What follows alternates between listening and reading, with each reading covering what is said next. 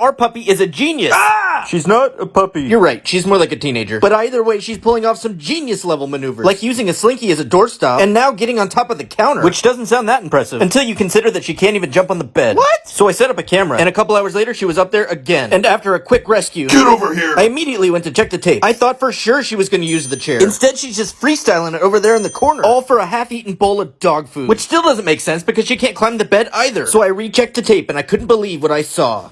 Like and follow for part 3.